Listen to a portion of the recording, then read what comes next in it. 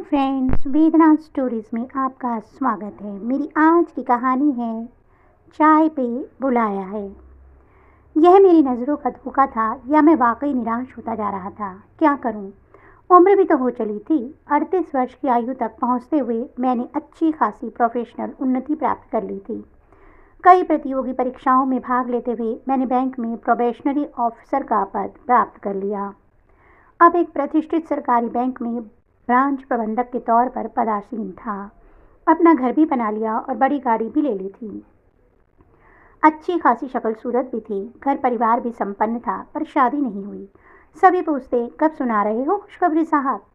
क्या कहता? कोई उत्तर नहीं, कोई कारण भी नजर नहीं आता था। पता नहीं बात क्यों नहीं बनी थी अब तक। हंसकर टाल जाता कि जब सलमान खान शादी करेगा तब मैं भी खुशखबरी सुना दूंगा। पर अब लगने लगा था कि शायद मैं सलमान खान को पीछे छोड़ दूंगा। कुछ दिनों से देख रहा था कि सामने वाली बिल्डिंग में रहने वाली सुंदर सुकुमार लड़की मुझे देख मुस्कुराती थी। आखिर रोज रोज तो गलतफहमी नहीं हो सकती थी। एक दिन दफ्तर जाने के लिए जब नीचे उतरा तब भी देखा था कि वह अपनी बालकनी में खड़ी मुझे देख रही थी। अगले दिन भी और उसके अगले दिन भी हिरनी सी बड़ी कजरारी आंखों में मृदु सौम्यता, कोमल कपूलों पर छिटका गुलाबी रंग और रस भरे होंठों पर खेलती हल्की मुस्कान। इतना लावण्य किसी की दृष्टि से छिप सकता था भला? जाहिर था मैंने भी देखा। एक और खास बात होती है दृष्टि में। चाहे कोई हमारी पीठ पर अपनी नज़र गड़ाए हुए हो, हमें पता चल जाता है। हम घूम कर उस देखने वाले को देख लेते हैं। यह प्रकृति का कैसा अनूठा रहस्य है, इसे मैं आज तक समझ नहीं पाया। तभी तो तीसरी मंजिल से मुझे देखती उस सुंदरी तक मेरी दृष्टि खुद ही पहुंच गई थी। मैं झिझकता रहा और उसकी हल्की अधूरी मुस्कान का कोई प्रत्युत्तर नहीं दे पाया था। परंतु उस दिन तो हद हो गई। वह मेरे दफ्तर जाने वाले समय पर लिफ्ट में भी साथ आ गई। हेलो, अपनी जानलेवा मुस्कान के साथ वह मुझसे बोल उठी। अभी तक सिर्फ सूरत देखी थी, पर कहना पड़ेगा जितनी मोहक सूरत उतने ही कातिल शारीरिक संरचना भी थी। ऊंची आकर्षक कदकाठी, सुडौल बदन, कमर तक लंबे बाल। मर्दों की एक विशेषता होती है कि वे एक ही नज़र में औरत के सौंदर्य को नापने की क्षमता रखते हैं। मैंने जल्दी उस पटी की अपनी दृष्टि हटा ली और अपनी विस्फारित आंखों को भी नियंत्रण में किया, कहीं मेरा गलत प्रभाव न पड़ जाए उस पर। हेलो, मैंने होली से कहा। मुझे डर था कि कहीं मेरा उतावलापन उसे डरा न दे। बस एक हल्की सी मुस्कुराहट रखी चेहरे पर। फिर वह सब्जी लेने दुकान में चली गई और मैं गाड़ी में सवार हो अपने दफ्तर पर सारे रास्ते। आज सिर्फ मेरा रेडियो नहीं चला, पूरा गला खोलकर प्रेम भरा गीत मैंने गाया रेडियो के साथ। एक अजीब सा रोमांच छा रहा था मेरे ऊपर। बैंक में भी लोगों ने पूछ डाला, क्या बात है साहब, आज आप बहुत प्रसन्न लग रहे हैं। क्या बताऊं कि क्या बात थी, पर खुश तो था मैं। देर शाम घर लौटते समय दिल हुआ कि आइसक्रीम लेता चलूं। घर पर माँ भी हैरान हुई थी। आज आइसक्रीम? यूं ही बस। क्या बात है, बहुत खुश लग रहा है, काम बढ़ गया है इसलिए? माँ ने तंज किया था। मुझे घर वाले वर्कोहॉलिक पुकारते। अब तक मेरी शादी ना होने का जिम्मेदार भी वे मेरे काम काम और बस काम करने को ही ठहराते थे। कहा ना, यूं ही मैं आइसक्रीम नहीं ला सकता क्या? मेरे जोर देने पर अब माँ चुप हो गई थी। तेरे लिए एक रिश्ता आया है, उन्होंने बात बदलते हुए कहा था। कहाँ से?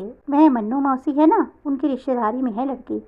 नौकरी नहीं करती है। मैंने कह दिया कि वैसे तो मनीष को नौकरी वाली लड़की चाहिए, पर फिर भी तस्वीर भिजवा दो, तेरे ईमेल पर भेजी होगी। खुद भी देख ले और हमें भी दिखा दे ज़रा। वह फ़ोटो वाली लड़की उतनी सुंदर नहीं थी जितनी मैं बालकनी वाली, पर यूं हवा में बस मुस्कुराहट के आदान प्रदान के बदले रिश्ता तो भिजवाया नहीं जा सकता। क्या बताता माँ को? बस मन्नू मौसी वाली लड़की की फ़ोटो दिखा दी। माँ को पसंद भी आ गई थी। घर में तो ऐसी ही लड़कियाँ जचती हैं। माँ अब मेरी शादी और टालने के मूड में नहीं थी। थोड़े दिन रुक सकती हो तो रुक जाओ। क्या होगा थोड़े दिन में?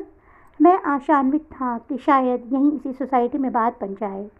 अभी काफ़ी काम है दफ्तर में, फिर तुम कहोगे समय निकाल मिलने चलना है वगैरह। फिलहाल मैंने बात टाल दी थी। अगली सुबह फिर लिफ्ट में मिल गई थी वह। हेलो, वही कर्णप्रिय स्वर। हेलो। आज मेरी मुस्कुराहट कुछ और फैली हुई थी। मेरा नाम सुलोचना है। हम हाल ही में सोसाइटी में शिफ्ट हुए हैं। आप यहाँ कब से रह रहे हैं? मैं मनीष हूँ, यहाँ कई वर्षों से रह रहा हूँ, वहाँ 6वीं मंजिल पर अपने मम्मी पापा के साथ। और आप? मेरे लिए जानना आवश्यक था कि सुलोचना शादीशुदा है या नहीं। नए ज़माने की लड़कियां कोई भी शादी का चिन्ह नहीं धारण करती हैं। फिर गलतफहमी हो जाए तो किसकी गलती? मैं भी अपने मम्मी पापा के साथ रहती हूँ, कभी घर पर चाय पीने आइए ना। बाय। सुगुमल हाथ हिलाती हुई वह सब्जी लेने दुकान में चली गई थी और मैं गाड़ी में सवार हो अपने दफ्तर की ओर चल दिया था। सारे रास्ते मेरे कानों में उसी के सुर गूंजते रहे, कभी घर पर चाय पीने आइए ना। मेरे मुंह से खुद ही गीत निकल पड़ा, शायद मेरी शादी का ख्याल दिल में आया है, इसीलिए मम्मी ने तेरी मुझे चाय पे बुलाया है। क्या सचमुच चला जाऊं उसके घर चाय के बहाने? सोचता रहा पर निष्कर्ष पर नहीं पहुंच पाया था। अगली सुबह बैंक जाते समय जब सुलोचना फिर लिफ्ट में मुझसे टकराई थी तो कुछ शिकायती लहजे में बोली थी, आप कल आई क्यों नहीं चाय पर? कितना इंतजार किया मैंने। मुझे कानों पर विश्वास नहीं हो रहा था। अब तक मैं शादी के लिए तरसता रहा था और अब यूं अचानक एक सुंदरी मुझे चाय पे बुला रही थी। मेरे ना आने पर मुझसे रूठ रही थी। उफ, मैं गदगद हो उठा था। आज शाम में पक्का आऊँगा, यह वादा रहा। कहते हुए मुझे लगा ज़रा ज़्यादा फिल्मी हो गया है, पर अब तो तीर कमान से निकल चुका था। अपनी बात पर हंसकर मैं आगे बढ़ गया। शाम को बैंक से जल्दी निकलकर घर जाकर फ्रेश होकर मैं सुलोचना के घर पहुंच गया। अच्छे भले लोग लगे, बातचीत में सभ्य, चाय के साथ जिद करके पकौड़े भी परोसी। सुलोचना ने बनाए हैं, उसकी मम्मी का कहना मुझे बहुत अच्छा लगा था। मम्मी और सुलोचना तो काफ़ी हंस बोल रहे थे, बस उसके पापा ज़रा गंभीर थे, मानो मेरे पूछने को प्रतीक्षारत थे, फौरन बिफर पड़े थे। अरे जनाब, यह मोदी सरकार के फैसले ने जो डीमोनेटाइजेशन किया है उसने जीना हराम कर दिया है। अब बताइए, पैसा होते हुए भी हम पैसे पैसे को मोहताज हो गए हैं। क्या फ़ायदा नौकरी कर सारी उम्र बचत करने का? आज जब ज़रूरत है तो हम अपना ही पैसा नहीं इस्तेमाल कर सकते। बैंकों की लंबी लंबी कतारों में खड़े होने की हिम्मत सब में तो है नहीं, और फिर इन कतारों में खड़े होकर भी कितना पैसा निकाल पाएंगे? ज़रूरत ज़्यादा की हो तो कोई क्या करे? आप चिंता न करें, मुझे बताएं, मैं जो भी मदद कर सकता हूँ करूँगा। मैं बैंक से आपके लिए पैसे निकलवा दूँगा। हाँ, एक भारतीय नागरिक होने के नाते नियम कानून मेरे ऊपर भी वही लागू हैं जो आपके ऊपर, इसलिए निर्धारित सीमा से अधिक रुपए नहीं निकाल पाऊँगा। पर आपको कतार में खड़े होने की आवश्यकता नहीं, और हाँ, यदि अत्यधिक आवश्यकता हो तो मैं अपने बाद से भी कुछ राशि आपको दे सकता हूँ। मेरी बात से वे पूरी तरह आश्वस्त हो गए थे। चाय पकौड़े की पार्टी कर मैं अपने घर लौट आया। सोसाइटी में किससे इतनी जान पहचान हो गई है रे तेरी? माँ अचंभित अवश्य थी। है एक, बताऊंगा। बात टालते हुए मैं अपने कमरे में चला गया। सोचा पहले बात कुछ आगे तो बढ़े। उस दिन के बाद हफ्ते भर में मैंने सुलोचना के परिवार की भरसक सहायता की। वे लोग मुझसे बेहद खुश थे। आना जाना काफ़ी बढ़ गया था।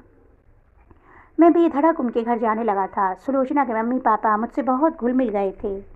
मैं मन ही मन मोदी सरकार के फैसले का धन्यवाद करते नहीं थकता था। माँ बार बार मन्नू मौसी वाले रिश्ते के बारे में पूछती।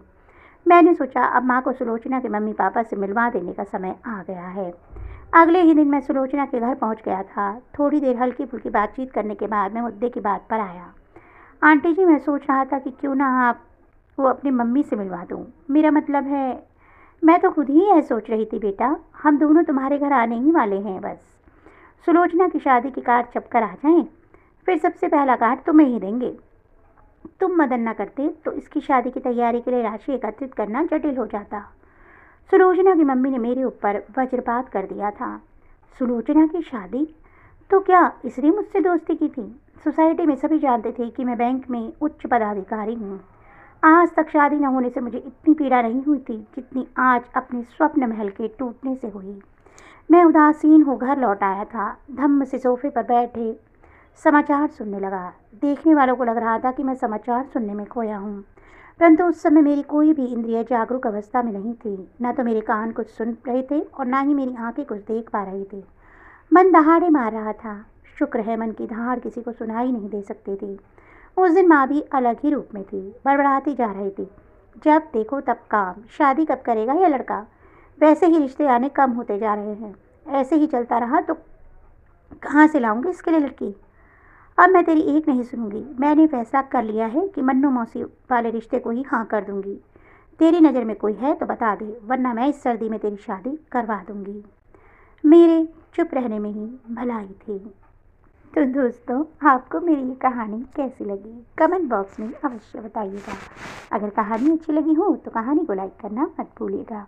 जल्दी ही ऐसी अन्य रोचक कथाओं के साथ आपको मिलूंगी। तब तक के लिए बाय बाय।